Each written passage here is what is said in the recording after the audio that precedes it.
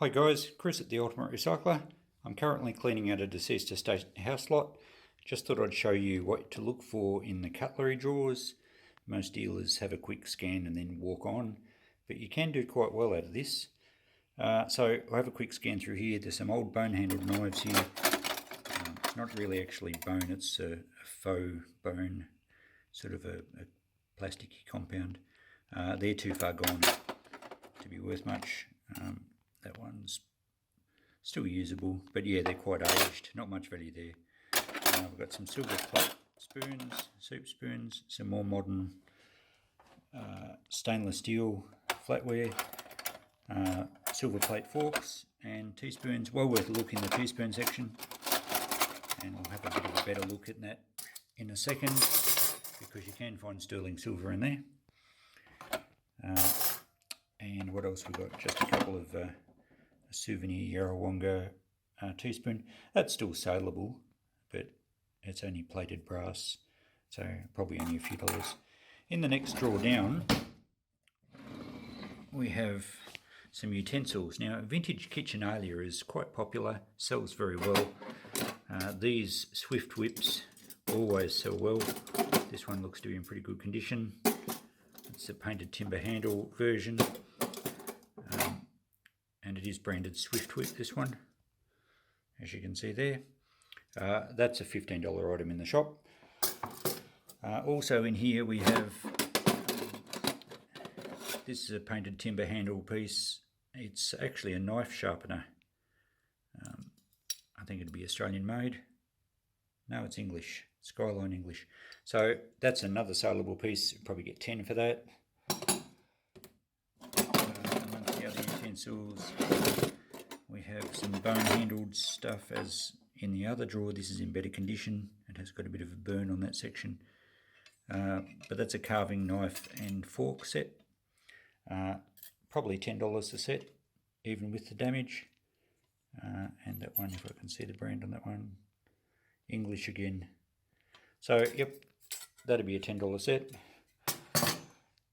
Rummaging a bit further, we have a large bottle opener. Good luck. Just a novelty thing. It's made out of cast aluminium. Probably get 5 for that all the same. Tongs for the plastic stuff.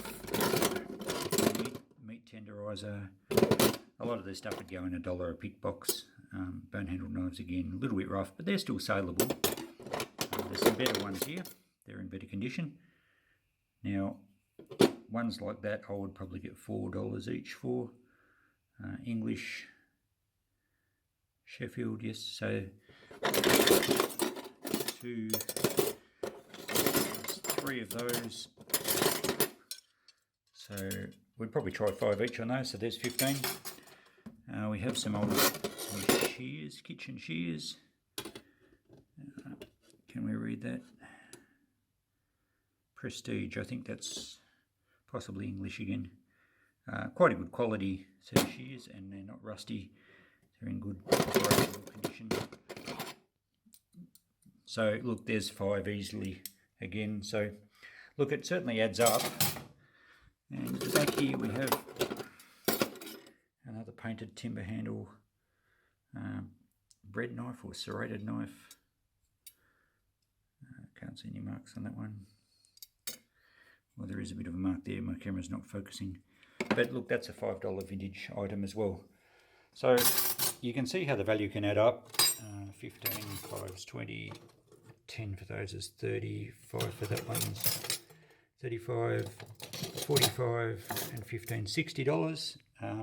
Plus we've got to check through these spoons to see if there's anything silver. A couple of bucks there. So, you know, $60 to $70 without any problems. The rest of it can go in $1 a pick, or eventually just a giveaway. So you can see there's value in a cutlery drawer. We'll check the teaspoons before I finish this video up and just see if we found any treasures. So I'm back, guys. It's about 6 weeks later, and here's the wash up from this cutlery and utensil deal. I didn't find anything special in the teaspoons. You can often find silver, sterling silver, but in this case they're all just plated and a few souvenir ones. So running through the list, prices pretty much as I estimated. I did put a little bit more on that carving set. I think I said 10, I got 15 for it. So I've sold all these are the prices I've got, and I've waited to do this follow-up. I've waited until they were all sold. As I said, it was about 6 weeks. If anything sits in my shop much longer than that, it gets discounted to move. There was easy $10 worth of odds and ends that I didn't price separately, and as you've already seen the total, $103.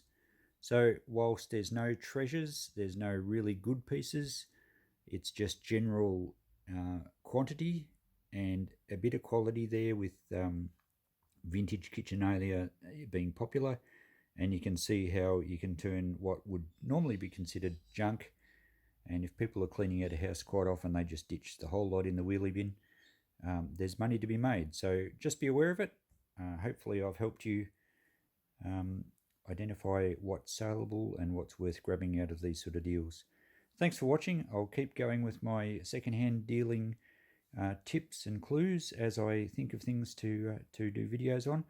By all means, give me some comments and give me a bit of idea what you'd like to see. Cheerio.